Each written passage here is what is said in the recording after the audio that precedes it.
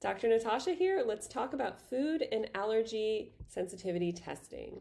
So before we even talk about the specific tests, we need to know what we are testing.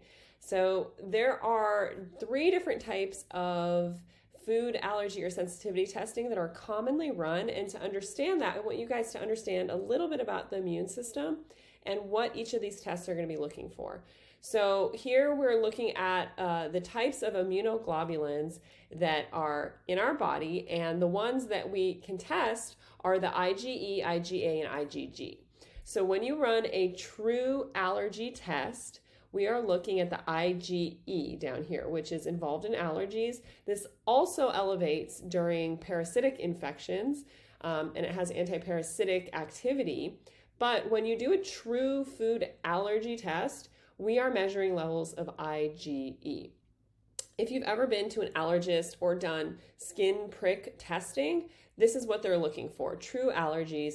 These are things that often people know they have in childhood, or they might have a severe anaphylactic response to it, so they need to carry around an EpiPen. So when we say food allergy, this is specifically what we're looking for. In conventional medicine, this is the type of testing that is most widely accepted, and when you talk about allergies, this is what we're talking about. Now, if we expand our thought beyond conventional medicine, we'll talk about food sensitivities. These are things that will activate our immune system, so they're immune mediated. They are what I call the slow burn. So these are sensitivities that will cause inflammation, activation of our immune system, causing imbalance there, and cause long-term problems in autoimmune conditions, cancer, chronic fatigue, any of these chronic conditions we're talking about. So in functional medicine and integrative medicine, we will also test for IgA and IgG. These are two other immunoglobulins that are super important, but they're different than true allergies. They're not the IgEs that we're looking at. So they're a completely different test. There's a couple at-home and functional medicine solutions for this that we're going to look at next, but I want you to understand the difference between these two. IgAs, as you can see here, is in all of our mucous membranes. So it lines our mouth, our gut, our nasal cavities, our lungs, our bladder, everything that has a mucous membrane. So you can even see in this picture on the side, the IgAs are really going through all of our gut and anywhere that we have mucous membranes. So they're sort of one of our first line of defense to sense the environment. So whatever we're breathing in or whatever we're eating, touching our mucous membranes, this is the one that's going to set off the alert for our immune system that there's an antigen that could potentially be harmful to us. So that again is that IgA is found in the mucosal tissue. It's also found in tears, breast milk, saliva, all of those places. So this can be elevated or actually depressed in immune issues with people. But when we test food sensitivities with IgA, we're looking at the response in the mucous membrane.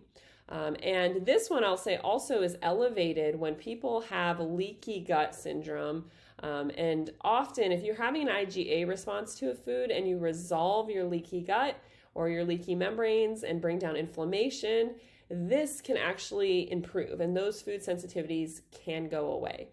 Then we're looking at IgGs. This circulates through our bodies, and this is a delayed, slow burn, immune-mediated food sensitivity response. So this is something that once you get exposed to the antigen, whether it's some gluten cross-reactant or maybe you had dairy once or you eat it once a week or something, often this will elevate and stay within our system anywhere from a week to even 3 months. So one exposure to the antigen can actually cause inflammation and upregulation of the IgGs and the immune response and that chronic inflammation for even up to 3 months. So this is why it's a little harder to pinpoint for people when they're having that slow burn food sensitivity, because they might eat something 3 months ago on vacation and then they continue to have these slow burning symptoms that they haven't quite pinpointed to that one exposure they had. Or maybe they just eat a little bit of cheese every week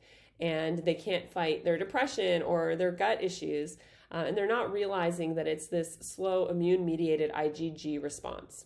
Often with IgG food sensitivities, they tend to last a lifetime, but again, we can always optimize our immune system.